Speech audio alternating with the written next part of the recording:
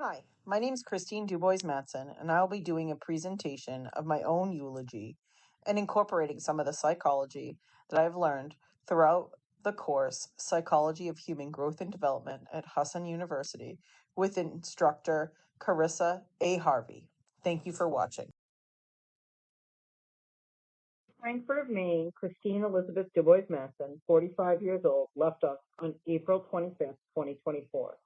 Born in Manchester, New Hampshire on March 30th, 1979, she moved quite a bit throughout life.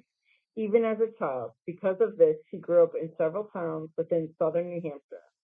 If we explore Christine's life using Erickson's cognitive stage of development, we can see how her transient lifestyle shaped her character. When Christine was born, she entered into Erickson's trust versus mistrust stage. She was in a large city, Manchester, New Hampshire, where there was a highly stimulating environment to explore and develop her sense of stability and security during the stage.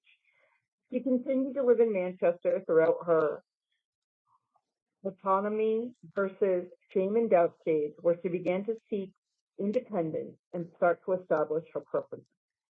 She moved into a suburb of Manchester to a town called Londonderry throughout her initiative versus guilt stage, as she developed her sense of purpose and started to more independently explore her environment.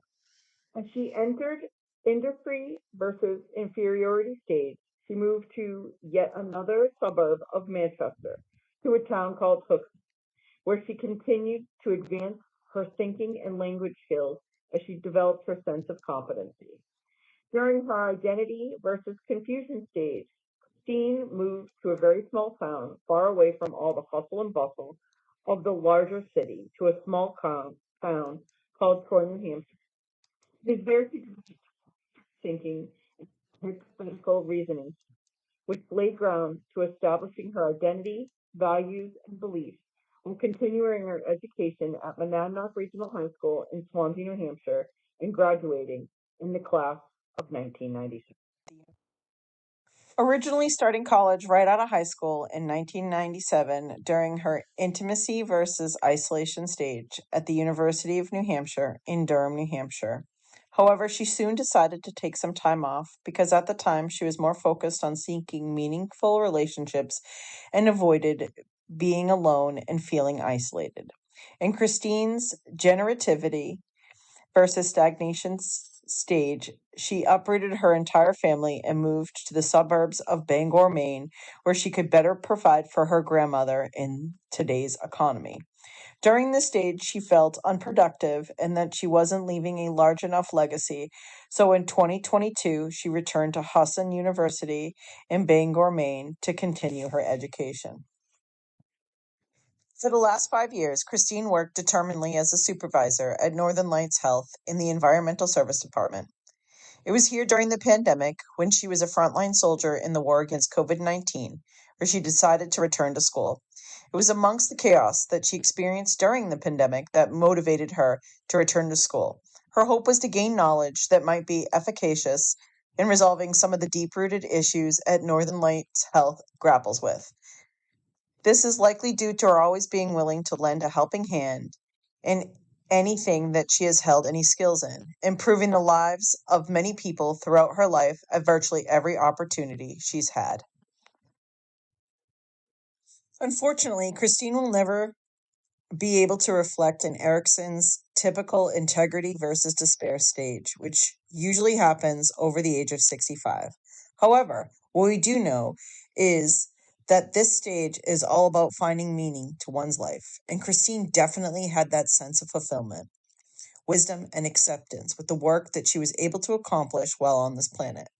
Christine was content with all the paths in her life that she chose along the way.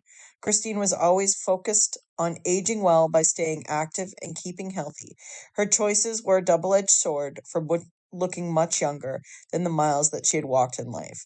Because Christine was funny, caring, intelligent, and loving to everyone, she was often surrounded by loved ones helping her to avoid feelings of despair and loneliness that can often happen during this stage of development. Survived by just a few family members are her grandmother, Leona Rita Dubois, sister Amanda Lynn Matson, and parents William Thomas Matson and Kimberly Ann Dubois. One of Christine's limitations was that she did not have children, so she replaced that generativity with the caring for her grandmother and her two dogs, Moxie Temperance Bugler and Maple Booby Dooby Dog. This care gave her the feeling of fulfillment. Christine was a straight shooter, strong, organized, intelligent, and direct, filling her alone time with continual education and focusing on her cognitive growth rather than ruminating on her limitations. Another limitation that Christine had was that she was too busy to have much time for hobbies and other social activities. She did not regret investing her time in working so hard because it gave her the feeling of accomplishment. Christine showed everyone throughout her life that she was full of love and laughter till the end, who never apologized for being a phenomenally courageous, honest woman. Thank you for joining me. Here are my references. Please hit like and subscribe for more interesting classroom assignments.